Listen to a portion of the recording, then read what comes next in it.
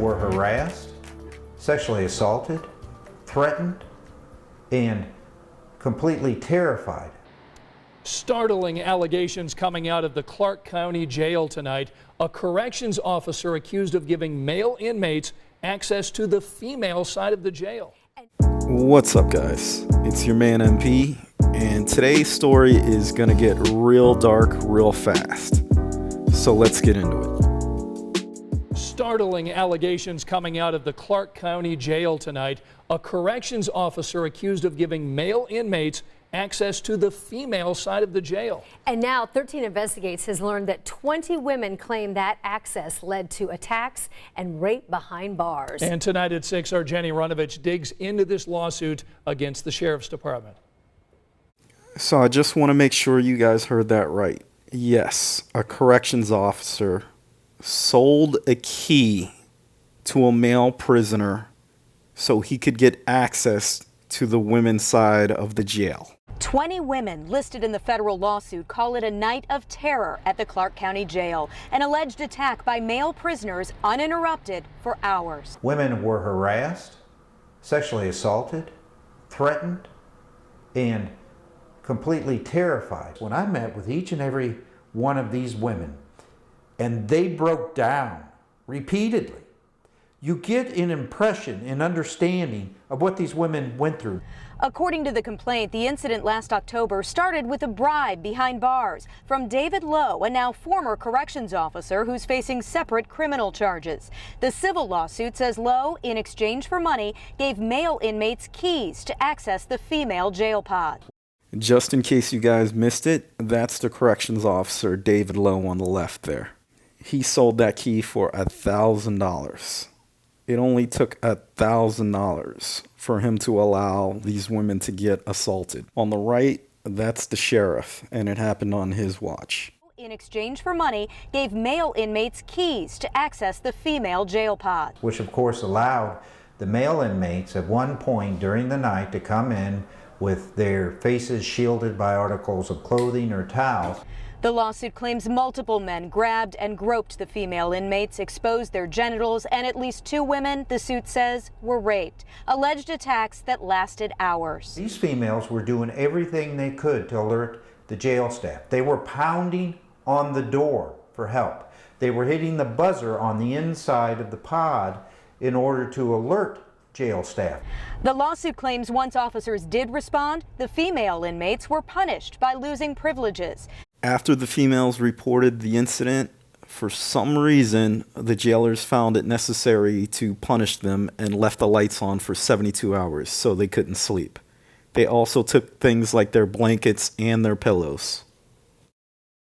Attorneys say they're now working to get video footage of the alleged incident, but the mere presence of cameras inside and the alleged lack of staff intervention is why attorneys tell 13 Investigates the women are suing not only David Lowe, but also the sheriff and unknown jailers.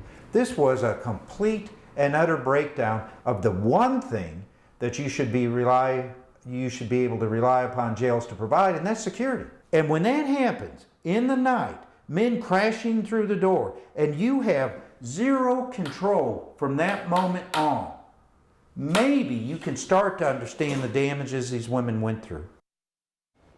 13 Investigates reached out to the Clark County Sheriff's Office today, and they told us they don't comment on pending litigation, but they did tell us that David Lowe was investigated and arrested the night of this alleged incident. His felony case goes on trial in September. If you want to read the civil lawsuit, we've got it for you on WTHR.com. There are now over 20 women involved in this lawsuit that claims the males threatened, assaulted, and raped them. Some of them were demanding oral sex and waving themselves around. Even though there were surveillance cameras, it was hours before they got any help. One woman who isn't part of the lawsuit told the attorney that she was a virgin and a lesbian, and she just can't go through all of this again, so she's not going to be a part of the lawsuit. And like I mentioned before, after these women reported everything, they were punished. The lights were kept on for 72 hours so they couldn't sleep. They were put on lockdown so they lost normal privileges, and their blankets, pillows, and hygienic items were taken from them. So guys, this only came to light because one of the women who was allegedly raped, she complained about it and then they transferred her to another jail. But she had gotten pregnant because of the rape, so they couldn't hide it.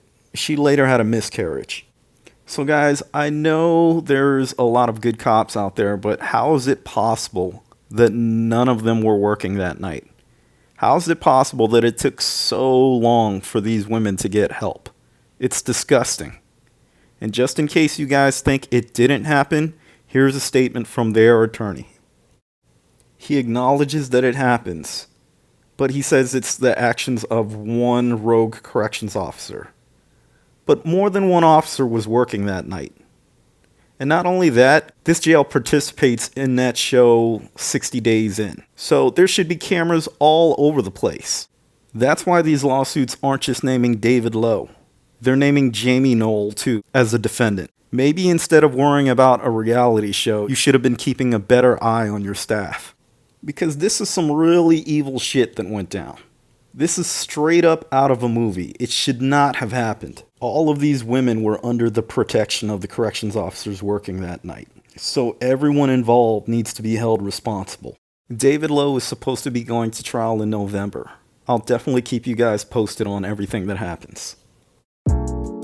As always, guys, I definitely appreciate you watching. We post a lot of random videos. So if you see the like, subscribe, and notification button, pretend it's David Lowe standing next to a cliff and give him a nice, hard push.